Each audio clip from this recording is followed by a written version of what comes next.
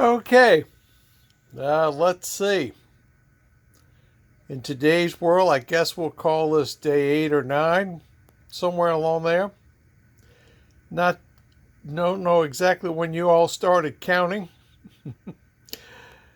Uh, and today is a very unique day. We're going to start this little discussion, and it's April the 1st. It's April Fool's Day. But unfortunately, we're not fooling around right now. This is April the 1st, 2020, and it's coronavirus 19 has got the world by the tail right now. So, as many people in the hobby are doing, and we're out here working on various projects. Many of you know where I am, and I'm not too far away from one of the really hot spots in the country right now, New Orleans, Louisiana. The metropolitan New Orleans area is running the forefront like a couple other metropolitan areas in the country in where the virus and stuff stands. So we'll just let it go at that as far as the update. And we're been kind of pretty much quarantined, minus a trip to the grocery store, which was very limited in what we do. So, and yes, since most of y'all follow the channel on YouTube, the May 3rd trip you're not going to get to see on the big ship Harmony of the Seas because it got canceled. So we're waiting for the refund. Anyway, we're going to talk about operations. This is going to start this as a discussion of operations. I'm going to make this video up to start with. We will not get anywhere near finish this discussion or in detail. So this is going to be a multiple part type thing. What I'm going to do is post it on YouTube and on the Facebook groups and see what questions arise and what we can do to help people, understand operations. Now, there is no set way and no hard, fast rule for you to create an operating situation on your model railroad. To a certain degree, I'm going to tell you from experience, I started operating with in first taste of doing it outside of my environment or the one I was used to, Mr. Louis Schultz's layout in Covington, Louisiana. Well, actually, I go back to Louis Schultz's attic on Canal Boulevard in the 60s. And some guy from my high school who was a classmate by the name of Andy Sporandio, yes, the longtime editor of Model Railroader, dragged me up there and got me into this HO scale model trains and operating like the real things. So, and then we'll progress on through a number of model railroads, which we won't discuss, that I had. And then we come into late 90s and early 21st century with another gentleman from Baton Rouge, Louisiana by the name of Jack Green, who had a club called the Mid-South Model Railroad Club, which he started in another concept of operation, which made a lot of sense to me. And then on to the first outside the local area to a group in northwest Arkansas called Hog Rails, which was a group of people in the area of Bentonville, Bella Vista, who as a group had a number of railroads and all operated on them. So that's what we're going to do, is talk about what you can do. For most people, this is, as you know, this is a 20 by 50 room. And that's kind of where we'll start with the operations. Many people will already have a railroad. You built it. It's there. What can you do to operate on it?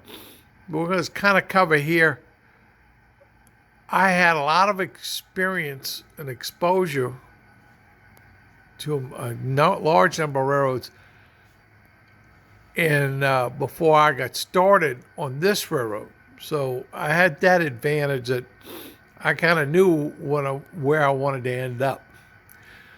For many people may have a railroad, you can make certain minor modifications so you can accomplish the ease of operations for your scale. And when I say scale, I'm talking about size, the size of your railroad. Because I don't care how big it is. You just have to come up with a concept. And therein lies the thing. What does your railroad do? This one is totally fictitious. The Grande Pacific, as I said on many occasions on all my videos, was created in the 1980s when the FRA broke up the UP. There you go. So for you who didn't know that, now you've been educated today. And we took over some existing track, built some new track, but we go across the Rocky Mountains. From a place called Golden to Junction. And you can figure that one out real quick, the concept. Now, in reality, the real world of railroading, there might have been 5 industries between those two places in the general concept.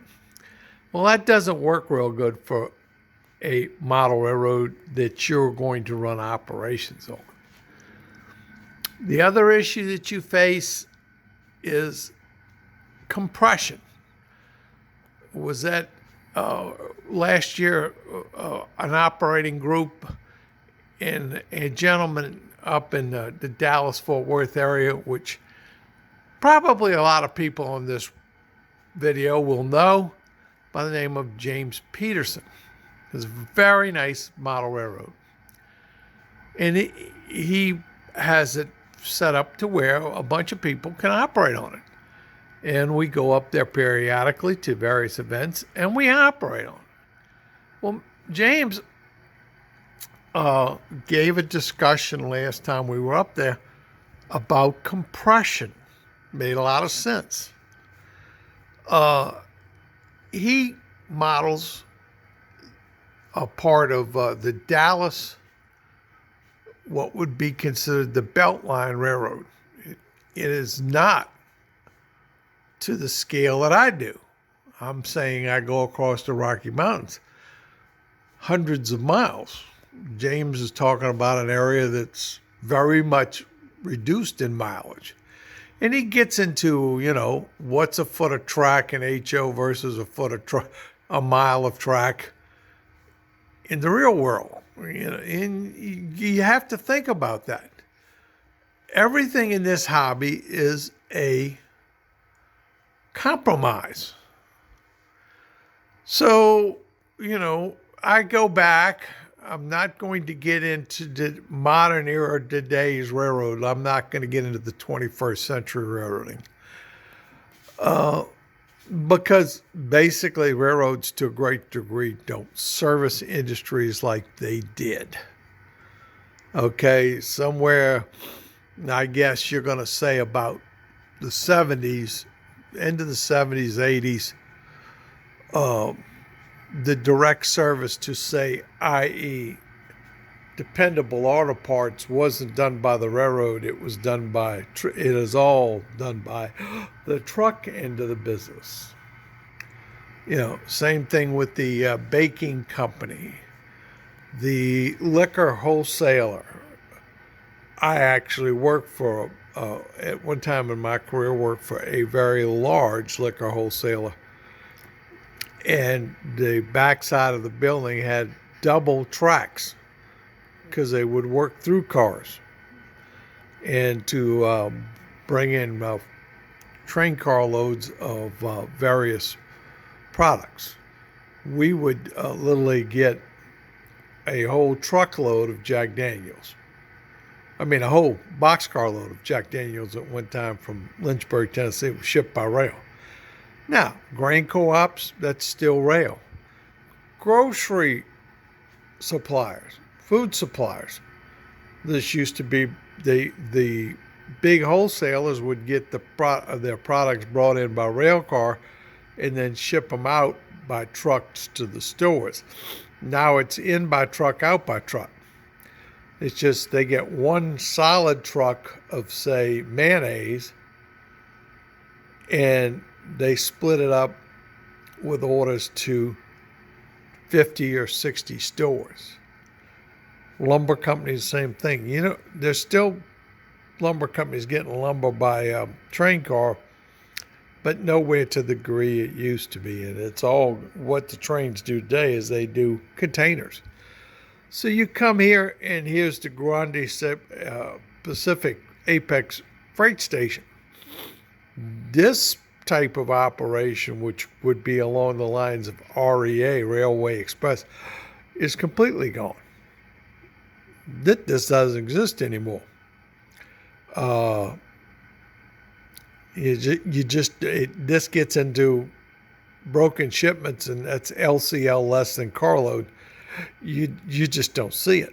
Okay, see it on this railroad, but that's, because it creates an industry. Okay, the railroad depot doesn't exist anymore. In boxcars at the depot in the real world today, none of that is there. Now, on this railroad, the story goes that we ended up with the old Tennessee Pass, and we went into the old tunnel, and we found all the 40-foot boxcars they'd stashed in there. So we put them back in service and captured service just on our railroad so that we could service all the depots up in the mountains, and we offer less than carload service. So that's why you see the roof walk friction-bearing truck 40-foot boxcars on this railroad. They're in captured service.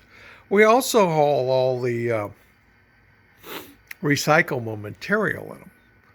And that goes up here to the XYZ Recycling Company. Okay, so the goods, those cars eventually worked their way up there, so forth. So every car, and of course, another thing you don't see is this has been right here talking about the town of Apex. The railroad, on this case,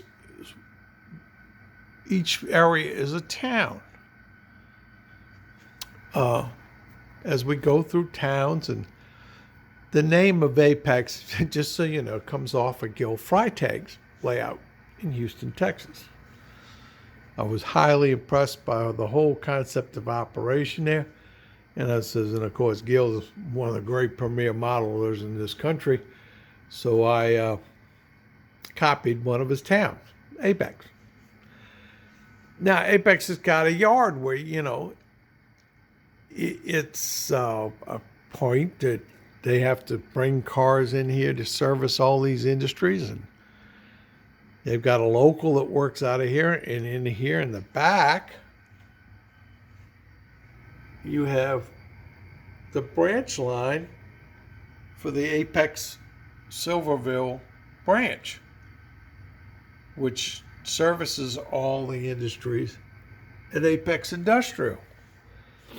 So we have a train that is made up out of this yard with those GP9s over there or whatever's around, which on this railroad could be any number of engines. And it goes in service, goes down the branch line and services. So you have a main line you have on this railroad that runs from point A, Golden, and concludes at point B, Junction. Now, that It's not really the whole railroad. The railroad goes on forever. I mean, it may start in St. Louis, and it may end in San Francisco. But we model one piece of this railroad, the division. It's the central division of the Grande Pacific Railroad. Had a modular layout. It was 8 by 32. We used to take it around to shows. It's still in existence at the Baton Rouge Model Railroad Club in Jackson, Louisiana. You donated it to them after we used it for a number of years of service, and we decided to stop doing that. We gave the railroad to them, and it was called the Eastern Division of the Grande Pacific Railroad. So this is the Central Division, and this is what we model. So when you get to staging at each end of the railroad, that's a division point. In the real railroad, the way they operate, the crew stops, gets off, another crew takes the train and continues on, either east or west. In this case, the operator terminates the train, and we do the paperwork, and that's it. Now, the little computer flips those cars around, does whatever it's got to do, and we'll try to get into that if we go into all that detail as we go. But the computer then flips the cars around, and of course, we run it back the other way. But if you're going to play the game, you're the engineer, you pull in, your shift's over. That's as far as you're going. So you park the train, somebody else takes on, and in make-believe world, it goes on. These are more industries. We have Van Camp's Mail Company, refrigerated cars. Again, that doesn't happen today. That's all done by truck. Apex Food Company, well, some food producers still ship by rail. It's not as much as it was, but some of the bigger producers who mass produce stuff do ship by rails, and some of the big people who do stuff like McLean's and that do get some trucks. But the thing that happens with trucks today and with Regional C Rail is take Walmart. Walmart bought McLean's out in several locations just because they needed the distribution. But the truck fills up to go to a Walmart store, and of course the load in the truck consists of everything, a whole bunch of different pallets of things. Well, the truck, say, comes all the way down into South Louisiana. It drops off its load. Well, on the way back, it may stop at McElhaney's, the Tabasco company, and pick up a whole load of Tabasco going back. Or up in Lutcher, it stops at Colonial Sugar and picks up a load of sugar going back to the warehouse. So it's not a case that Colonial has to load up a boxcar and send it to the Dallas Distribution Center or, say, Bentonville Distribution Center, and then the boxcar comes back empty. Unfortunately, from a railroad standpoint, the truck replaced that. Can get into a lot of reasons why that happened, but I'm not going to go there. That's just what's happened. So, we don't see a whole lot of pulpwood anymore. We used to in this part of the world, every railroad train that ran around had pulpwood in it, mainly because the production of paper and paper products has been reduced. All except for right now. We have one of the biggest toilet paper manufacturing plants located not too far from here. And they're running at 125%. But that's another story. Anyway, so we have all these things here. And of course, then you can get creative We used to have down right fairly close to a place where I used to live a company called Delta Match Company. Well, a friend of mine created this one. He's got the Burns Wright Match Company. He created this. And of course, you know, if you're going to have Burns Wright Match Company, you're going to put a flame in your life. Okay? All right. So we got it. So a match company would be getting packaging products in by rail. In other words, the cardboard boxes or something that you would put the matches in. You got to have sulfur to make a match. And of course, you also need wood coming in. Then you're going to ship the finished matches out. Well, in this case, we're going to say it's all going to happen by rail. So you have boxcars in, boxcars out, you have sulfur things. Well, this scene is not finished. Don't pay attention to propane tanks. They're there just to fire up the heat for the sulfur when we need to move sulfur around. But we need storage tanks for the sulfur. The whole scene is not finished. Interesting story where that building came from. Something else that you don't see on rail anymore is a meat packing process company. We still have meat processing and packing companies, but you don't move cattle by rail anymore. That probably was a great improvement. The trucks for the moving cattle around works far better. The rail was quite a deal. And by the way, you can get into this with cattle and rail cars, stock cars. You should read up on it before you do it, because believe me, there was a lot of things the railroads had to do with livestock. Watering the cattle and moving them was quite involved. So, lots to do here. Okay, Acme Produce. We're probably, you know, everybody's seen the salad bowl train running across the country. That, to a degree, still exists. But again, most of it's by truck, because a lot of the vegetable produce is local, so it doesn't come from across the country to that great a degree. Cold storage, that's all truck now. I doubt seriously is very much of it done that way. But anyway, these are all things you can model. You know, reefers, refrigerated cars. No. Propane. Propane, lots and lots moved by rail. You can't put propane in a pipeline. Okay, so it has to go in a container. Okay, well, there's your vessel right there. Propane cars.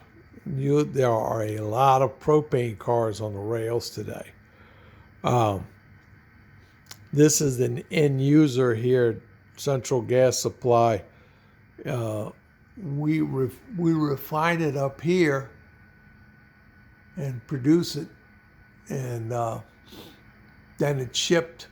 This is one of the places it goes. So here's an example. So here's the refinery, and here's the receiver.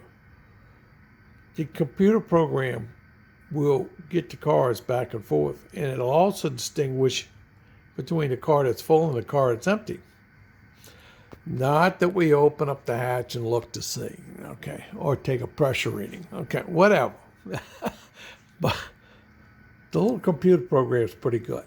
Now, when I say the computer program, this railroad is run by JMRI Operations Program.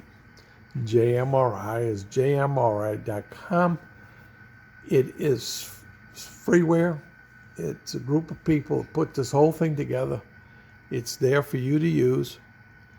There's a lot of parts to JMRI. I am only talking about one part here, and that's going to be operations. Not talking about controlling the railroad with Panel Pro or Layout Editor. And I'm not talking about Dakota Pro. Strictly talking about one section called operations. So you get together and you figure it out. Now, how did we figure out point A to point B?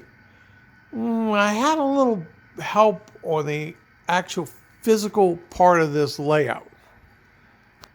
The design into a room already existed, and the room was 17 by 20. 17 by 50. This room is 20 by 50. That was done on purpose too, because by adding the 3 feet, we went from 33-inch radiuses out to 36-inch radiuses.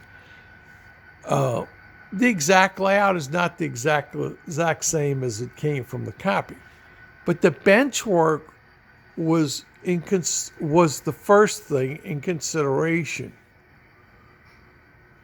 The 4.5 foot aisles. You get 12 people in here operating trains, people, it gets a little interesting. And for some reason, in model train operations, somehow or another, the damn trains all end up in the same place at one time. I don't know how good we get at scheduling or whatever. It happens most of the time somewhere during an operating session that we end up with everybody at one place at the same time. So you got to have room for people to work around. So that's the 4.5 foot aisle here. The bench work here, and I've gone into a couple of videos that gets into detail of the exact construction of this railroad, so I'm not going to go into a lot of detail, but basically that's 30 inches wide. Never going to be any wider if I can avoid it, because that's an arm's reach. You want to have your equipment destroyed. Have people reaching across a railroad with sleeves on shirts, snagging on everything. It's if you're going to operate the train, you have to take into consideration what human beings do and what happens to it. It may look absolutely fantastic. It's like right here. We could go put in some really neat looking crossing signals here. So when the train, and it'd be real easy to go put a thing in here with the train coming by and the crossing bars coming down. Reach back here to throw that ground throw. First of all, I'd have to put big plastic blocks up here to stop people from hitting it. So I've elected just not to put them in, because it gets, if you want to operate trains, you have to think about what is going to happen.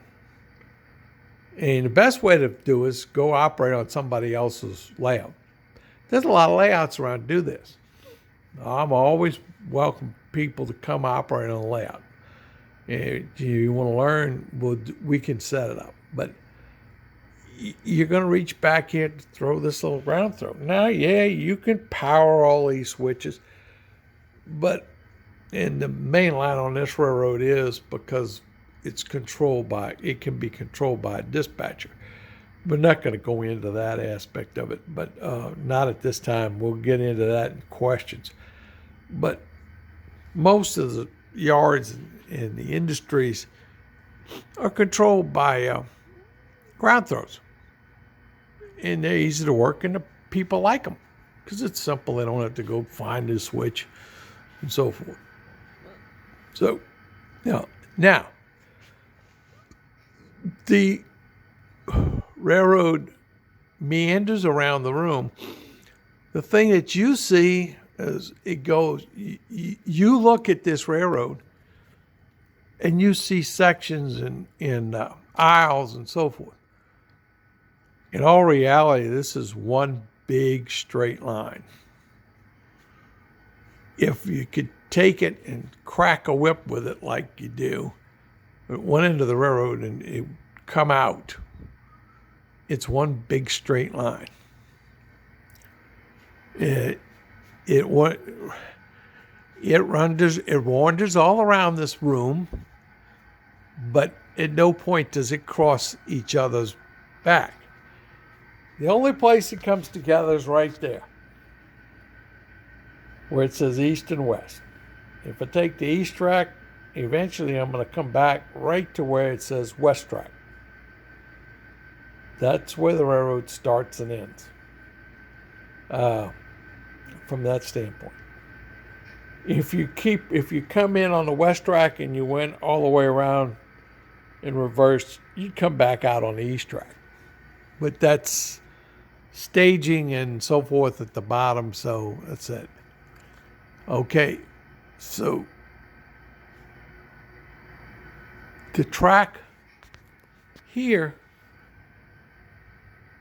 the main here, and the main here, you can't get there. You can't just cross from here to there. You got to go all the way down there through the wall, through Rock Ridge, over here, around this 180 degree, no, I'm sorry, that's 360 degree turnaround, and you can't get from the main here to the main here without going all the way around. Then you got to come back up here through Silverville, through the tunnels, across the gorge. Then you got to go through No Name City, and then you come back to Apex. It's one big, long, straight line. And then you go through each one of the places. This is severely compressed. The only thing that I've done on this railroad is to separate the places. The main line starts at Golden. If you go west, you're going to come up through the tunnel down there. That's Colorado Springs siding. Then you go through tunnels 28, 29. It's 28 on this side of the wall. It's 29 on the other side of the wall. Love model railroading. Okay, so you go through the tunnel. Then you go to Rock Ridge. Then you go to New River Mine. Then you go to Silverville. Then you come across the trestle. You go to Apex. You go down the thing. You go back in the tunnel over there. You go up the helix and you come out at Toland. Or if you're up on the backside, that's Summit. And that's the Summit Station down there. You go through the Rawlins Tunnel up there, which is 6.3 miles long. And then you come back around through the Flatirons, Love Pass, Rocky Loop. Couldn't put the Tehachapi Loop on here. That's the wrong way. And back through Eagle Pass, and then you end up back east. We're going to run a train around here and put it as the next video, and you'll see it. So, one of the things I've done is I've built the train. Train in the back there. Rio Grande Dash 9s. Gee, everybody's got to have their fantasy engines. Okay, that's going to be our manifest freight. It's set up. It's in the system. We push the build button. The computer built the train, and we use Manifest Creator to print out the manifest. And it's coming out of Golden Track 2. Over here it tells us how to block the train. And then its first stop is Rock Ridge. And we have to pick up those cars in Rock Ridge, and we have to set out those cars over here. we'll do that in a kind of an abbreviated fashion. And I don't know if I'll do it in this video or coming up. But again, this is what the Grande Pacific Central Division is. When I said we were going to leave Golden, and we're going to come up here, and the first stop is, my colors are not good on this from standpoint of video, is Rockridge. Then we go on. Now this manifests on this particular train. This train was created to stop at, I think, all 4 towns. It may go to New River Mine. Let's see. After it leaves Rockridge, yes, it's got work at New River Mine. So it's actually going to make 5 stops.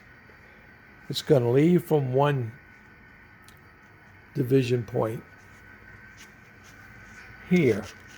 It's going to go all the way across the railroad, and it's going to end at the other division point. But we will go work Tolan. Let's see. We're going to work Tolan Yard. I know they got work there. We're going to work Apex. Doesn't stop in No Name City. That I know. So we're going to hit all those places along the way. Now, it's a manifest freight. If we're operating this railroad completely with a full group, it takes 12 people. Apex here would have a local operator, and it would have a station or supervisor, head of operator thing. One person here is going to be pulling, because the amount of traffic goes through here. He's got to make up a train, and he's going to have to pull cars for trains coming in through and setting them out. Then plus he's got to pull the locals for the guy who's going to go work all the industries, and then he's got to put all the cars back. So between the two of them, it's a good 3 or 4 hour job. So that's an example. So you have a operator running a train, and you have 2 people here. Then you have to have a person to run the Apex Silverville to the Apex Industries train. Then you got to have somebody to run the Rolling Branch train, which services all these. Then you have another manifest freight coming from the other direction. You have to have an operator at Rockridge. You need to have an operator at Silverville. It goes on. And you should have an operator at Tolan. And a dispatcher, to try to keep them separated. So we'll get into all that and what happens. Now, with very few exceptions, every car on this railroad is in the computer. Last time I looked at it, I think it's 649 of them. Big railroad, you can do this with 100 cars, you can do it with 50 cars. You can do it with 25 cars, depending on the size of your road. Size of the railroad, number of cars makes no difference. So every one of these little cars are in the program. Yes, I understand that getting all the logic and setting up the computer program, which is called operations, which is free, is going to be intimidating to some people. But once you get it done, get it operating, and understand some of it and how it thinks, you can make it do anything. Just remember, it's a system of exclusion. 3 basic things: location, staging yards, 4 things. Staging tracks, yards, and spurs. This is the Apex Depot track. It is a spur. The only thing that spur will accept is LCL boxcars. For you people who don't go back far enough in this world, LCL stands for less than carload. Okay? The railroads used to make good money at that. And then trucking business that you know today, Red Ball, Motor Express, people like that, basically that's what they do. Take less than truckload stuff, put it together, make a load, send it on to the next town, and it gets distributed. But this is the depot spur, Apex Depot spur. You restrict what can come to this spur. And in this case, there's only one thing goes on this spur, and that's LCL boxcars. Almost all, I think I only have 150-footer, but all the LCL boxcars are 40-foot cars. Okay? Come to this one right here. And I'm not going to show the end because it's actually two spurs. We have the baggage car section, and this got coupled. I'll separate it. So the baggage car sits here. That's a piece. You could also, the business car can also go there. But the section here on this end is intermodal, and only intermodal cars can go here. Now, all of my intermodal cars here are singles. It was done strictly for the standpoint of operations, model railroad operations. We actually used to, in Shreveport, they used to unload single, roll the trucks off. They had a dock. They could drive the trucks off, the trailers off, and unload them right in Shreveport, Louisiana. Wish they'd come back with that because we could take some trucks off the highway. But anyway, these are all singles on this railroad. As you can see right here, we have two singles. This is cars that belong to the interchange, and I'll explain that. But that's a spur. It only receives intermodal cars. The program's going to say, what kind of car is it? This is an intermodal car. You get the length, color, numbers. You put it in the system, and that's what it is. So the computer goes around and says, okay, train's going to Apex. There's an intermodal car in it, and we have room to put it in Apex for it to be dropped off. Whatever. Now, the manifest freight's going to leave it in the yard. It's not going to set it out here. Manifest freights don't do that. They don't work the industries. The local works the industry. Or there are designated trains that work some of the industries. All kind of ways that you can make things happen. We have turns. That's a staging. That is a Golden Industrial Yard. 4 tracks. I'm going to get down here so you can see it. Right there are in Golden. And that's the yard at Golden. There are numerous trains that get built out of these cars, and they may run from that yard to Apex, service the industries, and go back to that yard. And that can include, it could pick up some cars from over here out of that yard.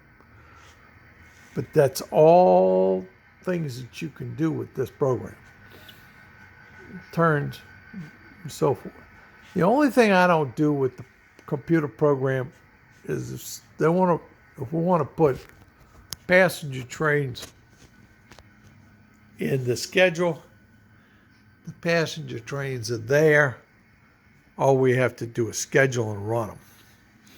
I don't use the whole schedule in JMRI to run the train spot. You can. It's there. It gives you a time frame and the whole bit. That part's available.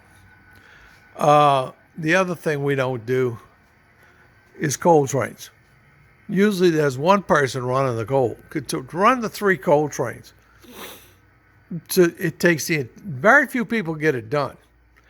And I have to give a hats off to John Parker and the BNSF Fall River Division for teaching me this one. First-hand lesson. It's very easy to make the job. We make the coal trains go the long way on this railroad to get to where they're going. And the coal trains sit over here. This is all the run-through trains. And all the empties and fulls sit over here. So you have to you got to pick up the empties, go get the fulls for the Southern Pacifics. And right now I can see we're in the wrong order. But then you go back with the empties for the BNSF cars, and you got to come back with the fulls. Then you got to go bring the Rio Grande train around. So by the time you do all the moves, 3 or 4 hours are going by and it's over. So, and then we also have the Intermodal Propane train, which runs across the railroad. It doesn't stop anywhere. So, we always have people to get them started, and this is something that you should think about. A lot of people are very intimidated about coming on somebody else's railroad and running the trains. If you're the kind of person that can't end up with an engine on the ground, somebody touching a car, and things breaking, operations may not be for you. We always remind people the right way to do things, but you know what? I got a bag full of parts around here, and that's just reality, okay? The old expression, stuff happens, it happens. So you get into the local at Silverville. You print out the local. I'll show you how that works, but again, depot track at Silverville. Notice what's sitting there. The LCL cars. Okay? Now there's the station track, and it's got one of the baggage cars sitting on it. We're really stretch on this. We were going to have a mail train, and I haven't ever finished it. So set some of the cars around because we don't have anything that goes there during operating sessions, so I'll put the cars out. Anyway, so same thing here. There's a yard and there's industries. Okay, so we again limiting cars. This is a yard. These 5 tracks right here, 1, 2, 3, 4, 5, are in the computer. The length of the track, which is measured from the end of that magnet to the beginning of the next magnet, at the end down there, is put into the computer. This is all, the computer will adjust everything to the scale feet. You set the program to 1:87 for this being HO. And when you enter the feet, say, just saying this is about 6 feet in here, you put 6, you put a parenthesis sign behind the 6. That converts it to, that says 6 feet. And it converts it to the actual scale footage. So when you each start putting cars in the system, okay, don't have any. This one I know is exactly 40 feet, 40-foot car. This is a 50-footer. Okay, so when you measure from the end of the car to the end of the car, you put 50 feet in, even though it's 54 feet, but the computer will add in the couplers. Now, in this case, in this car, because it's extended on the coupler, I would throw in about two more feet, maybe 3 feet, 4 feet, to make it work right in the system. I end up with a situation with this railroad being so big, you got to be careful. I can say, I just checked the whole system and verified. Something's not adding up right on this track because I'm over the cut magnet. It should all fit in between the magnets. And I know this is right because I just verified. And I can go into explaining that, how that works. But all the cars that are supposed to be in this yard are here, and they're on the right tracks by the way the computer has it. So it's what you do when you don't have anything else to do. You go around and start checking the railroad. Usually the crews here on Fridays, and periodically we'll, instead of running trains, we'll start off by checking the railroad. People make mistakes, put cars in the wrong place. So that has to be checked periodically. And here's an example here. So this is an operational railroad. You can go to one extreme to the other. I'm not going to tie up the space with a big building. This is basically flats that were printed out. I mounted these up on some plastic sheeting and then oversprayed it with some clear lacquer, flat finish, trying to stop the silverfish from eating my stuff. We have a problem with silverfish in the south. You see the white right up there? Silverfish got that. And that's the problem. I'll go back, touch it up, and respray it. And we put some poison. You see laying around here these devices. Notice how it's eaten? Well, the paper's got stuff in it to take care of the little silverfish. I'll come out here every now and then, and I will run into, let's say, corpses. But since I started this layout and get religious about it, I've been able to cut it down dramatically. So forth. So each one of the tracks, again, spur track, this is a yard track. Now, this yard will take just about, I think, every car on the railroad. I think the 4 yards at the towns all take just about every car. I can't think of any car that's excluded. With the exception of when you come over here. I don't have a big yard at Rockridge. There's was originally designed with these 2 tracks out here in front. Needed some more space to give the people some more work. So I had this long track over here that ran down to where the chip cars went for the paper mill. So I just took the space and said, that's yard track 3 between the yellow markers. See the yellow marker? That's yard track 3. Those cars are actually sitting there to be worked or picked up. Could go either way. Depends on what the computer wants to do with them.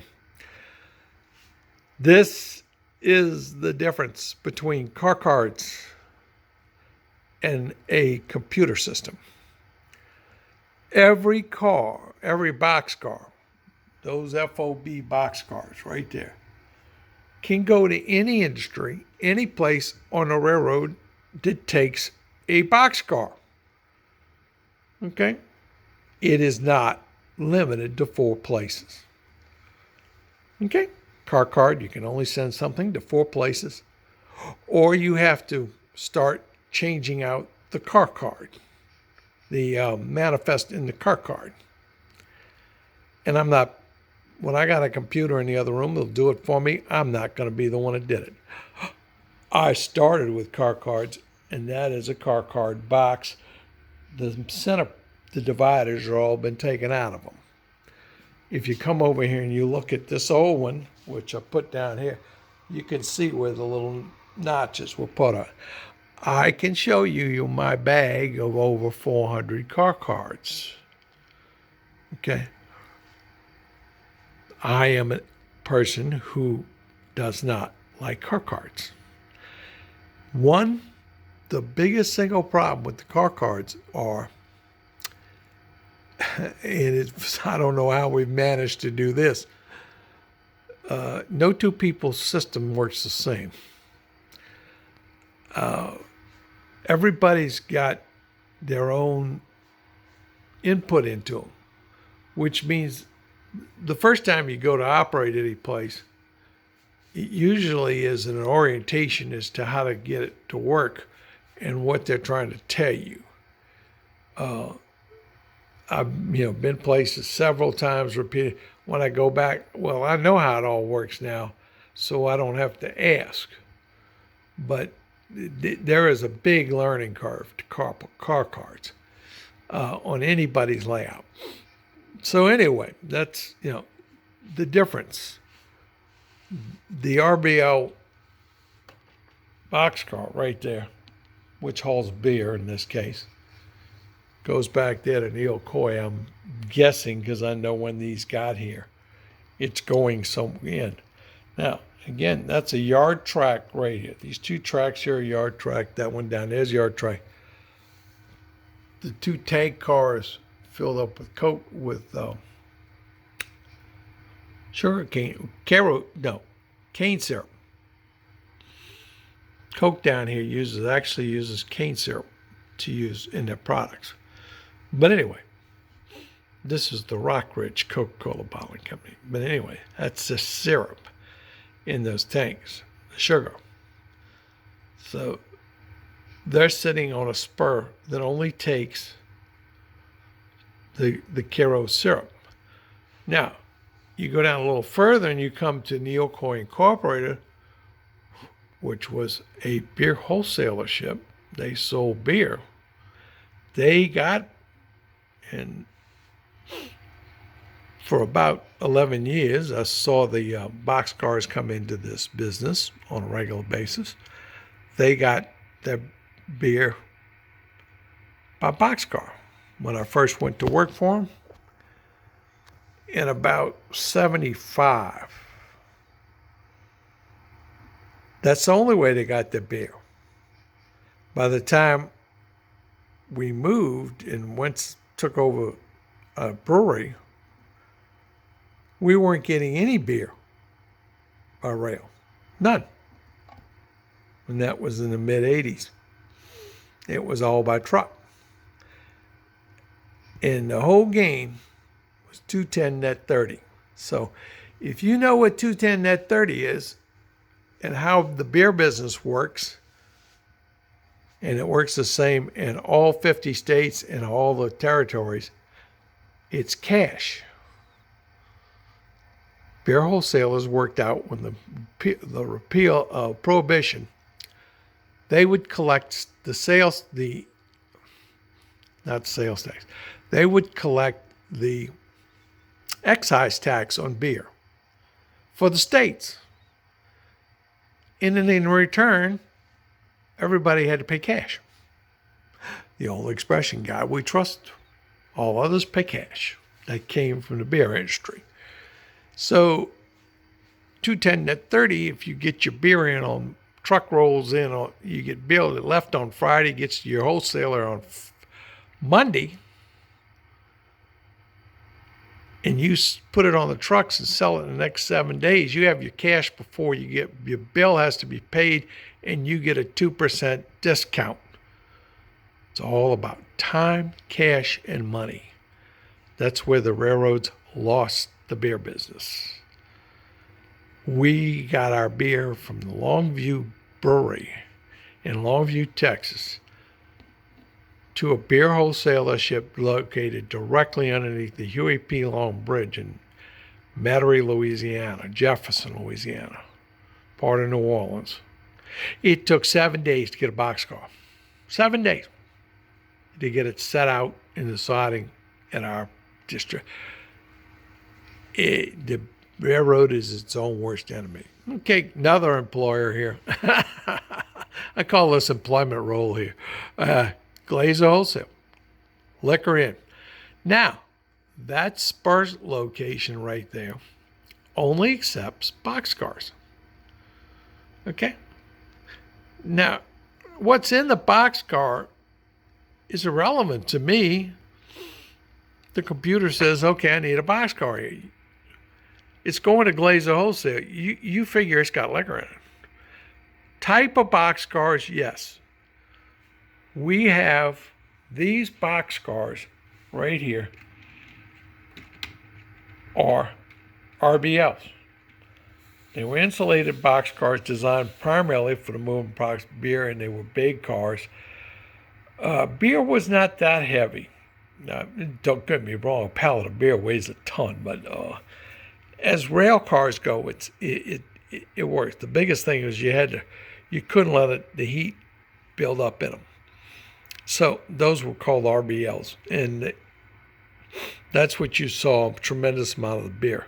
So that is a separate class of cars on this railroad, and it only goes to several places, that being one of them right there, okay?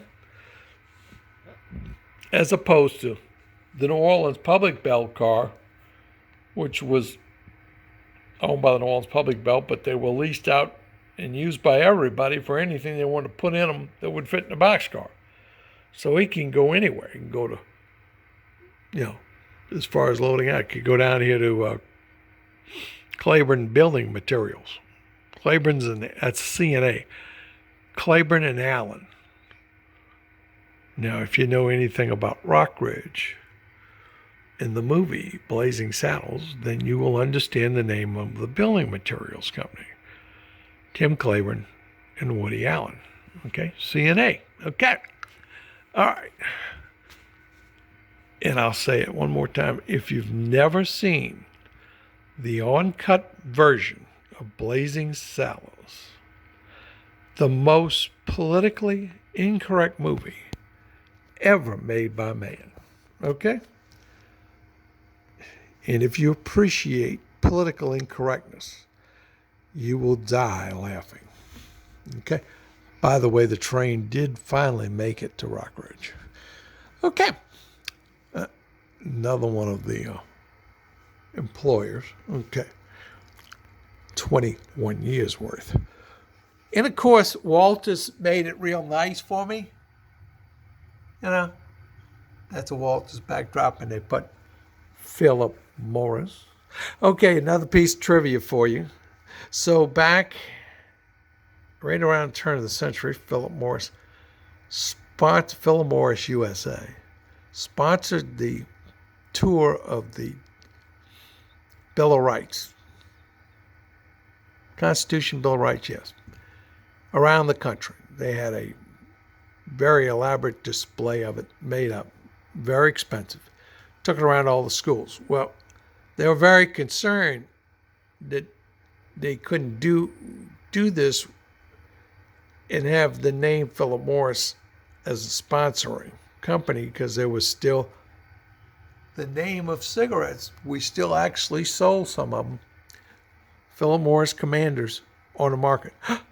They pulled every carton and every pack of Philip Morris Commanders that were on the marketplace and discontinued the brand so it wouldn't be a problem using the name Philip Morris to sponsor the exhibit.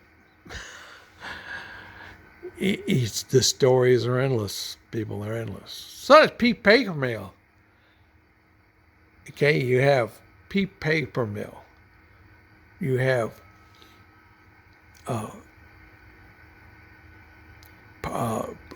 you would have various devices for packing, like plastic stuff they're using. You would have things coming into the plant. Besides wood chips, mud. That's not a mud car, that's an acid car. But acid, that could be a mud car, which we don't have any around here right at the moment. All kind of wood chips. And of course, we make paper and we're going to ship it out in boxcars. So when you create your industry, you got to think about all the opportunities for the thing. There again, this gets into the thing works. So there's a spur track that runs from here to down there, which all the chip cars go on. Okay, and they go into the chip on loader, and it's a vacuum device, and it goes through the tubes, and it goes over there, and it's in a big pile of chips behind the building. Okay, or for your purposes, out in the driveway. Okay, the plant, of course, is enormous, but I am only interested in that track butting up to that building. This is an operational railroad. We just want to put the cars at the industry. Really don't care about the whole rest of the industry. If you're the person who wants the whole industry, you got to have to design your own thought process. Of course, Hoffa cement. You got to have cement cars. Now, I've been running this thing for 6-8 years. And the guys come over on Friday, not right now, but they keep running the trains. We run the trains recently more than ever before.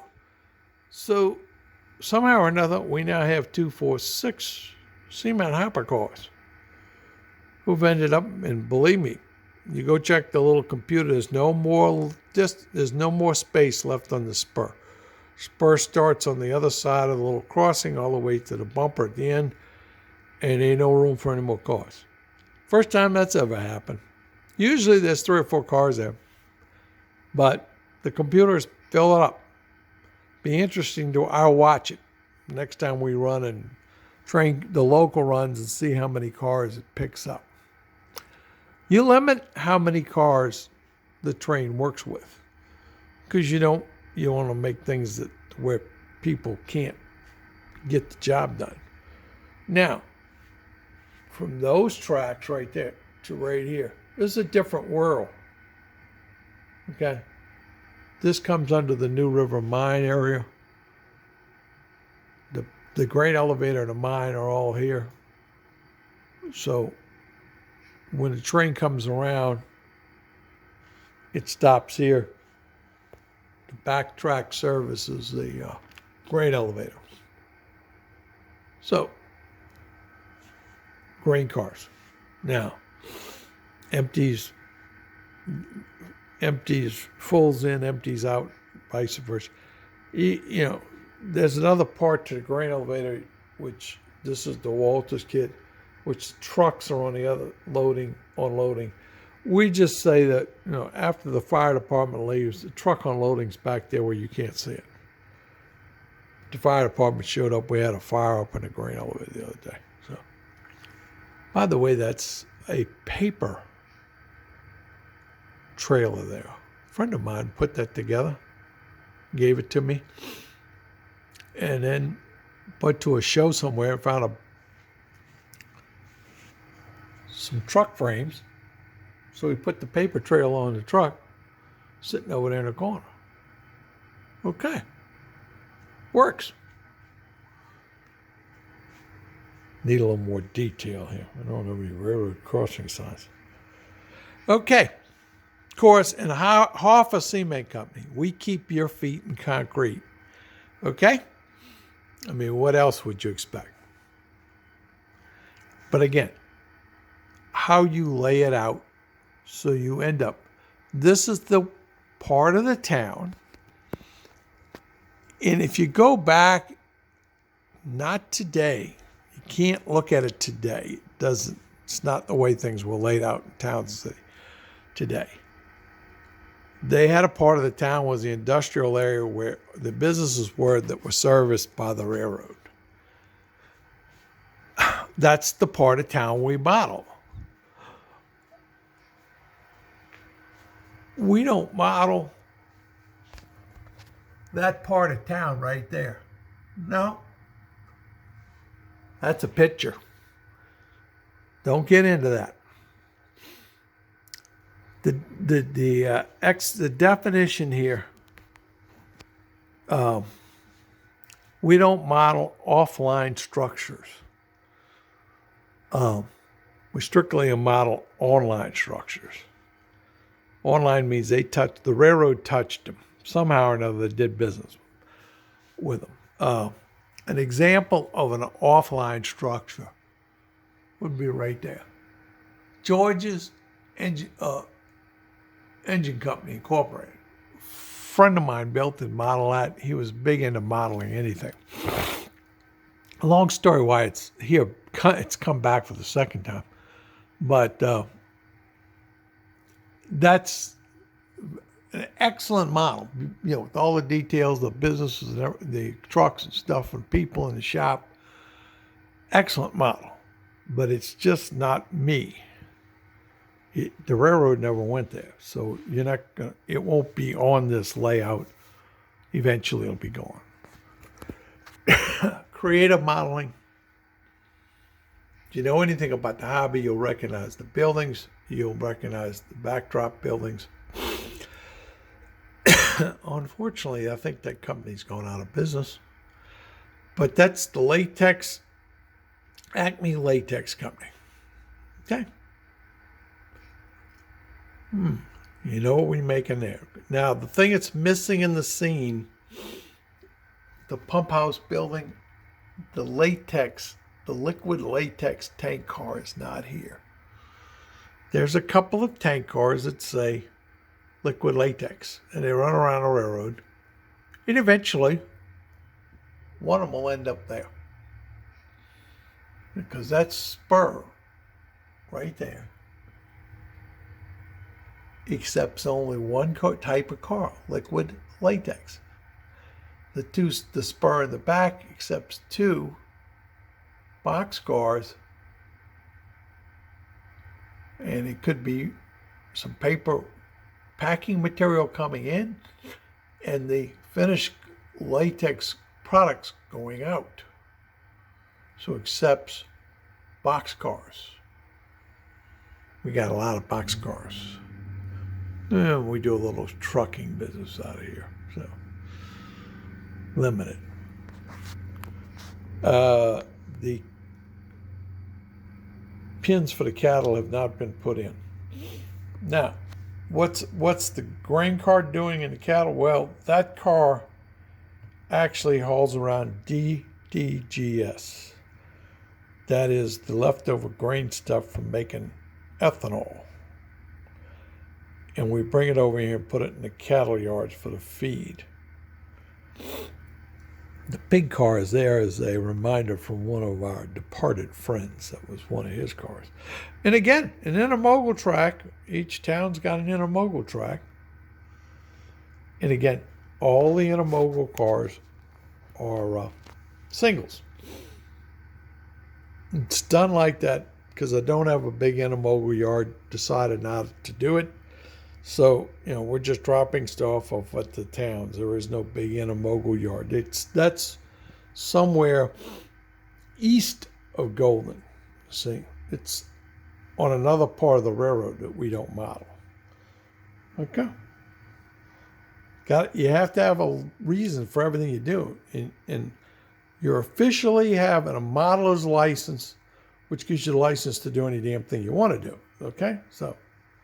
And of course, if you think some of the stuff out, you can kind of play with it and look at what railroads did, and you can go look at some old track plans and stuff things. Got to have some diamonds. Okay. This is the yard lead here. These these are siding tracks. That's a project upstairs. Okay. Those go up there with the narrow gauge. Okay. So, and that's the team track. See, we have the thing where we can roll off from trailer cars, tractors. And that's the team track. Every good town has got to have a team track. It's the greatest place in the world to put any car you don't know what to do with on. Okay? Yep. Put it on the team track. Okay? Yeah. That's the way it works. Got to work on the engine torque. Now, on this railroad, and I'll just leave it at this, and we'll kind of cut this off for the day, and we'll go see what we got. I do not put into the computer system the engines or the cabooses. You can. To me, it causes more problems than it does make the system realistic.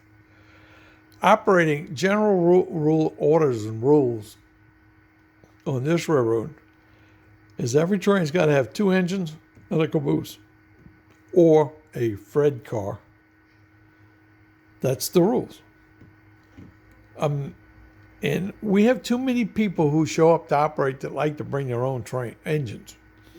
They like to run their engines, so I don't put engines in the computer system. You don't have to. It'll work without the engines. So, there's enough engines running around this railroad in abundance that we never have a situation where horsepower is short. But if you want to assign engines, you can do it. I have a friend in Baton Rouge, Jim Laughlin, Tall Timbers of Santa Fe, and I've got some videos where I show him. He has the engines and cabooses assigned. It does require a little bit more work when you're building trains to go get the right caboose and get the right engines. It's just add steps to the process. But it's not necessary. Again, this is the power plant, and the power plant has to have coal. Cars don't work it. So this track here that is sitting on it's a spur, and it only accepts coal cars and a specific type of coal car. Because we get cars that go into coal trains that don't run around the railroad. So there it is. And of course, my grandson's Trent, so that's Trent, and it's not modeled, but that's Trent sand and gravel back there. And we're going to have piles of sand and gravel one day back there. Rocky Mounting Printing. Takes box cars. The box cars bring it, and need to put something back there for ink. I don't know if they ship ink by tank cars or not. But anyway, that's Rocky Mounting Printing Company. That one we built with model builders. That's a foam core building. Put it all together, printed the whole thing out. One part over here is just on the wall. So, and again, how you design a railroad. Now, the tracks go down in there through the tunnel.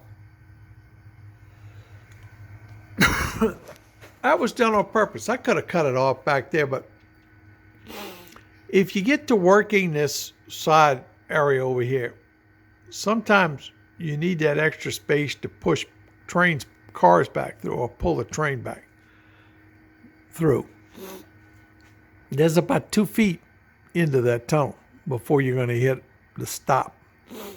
So if you're working cars down here and you cross this switch and you have to pull out, the center track is designed as the working track. You have enough room to get down there. Or if you're working Hell's Cold Storage, you got to push the cars off the spot at Rocky Mountain Printing. Then you have to go have some room back there. So, you know, leave yourself room. So we're going to cut, like I said before, we'll cut this off and go into it. You know, how does the thing work? You have staging, you have yards, you have location, well, you have spurs. You can get into interchange tracks and so forth. But that's the three places you have. Spurs, and you put a car in a spur and you got it set up to where it says it's full.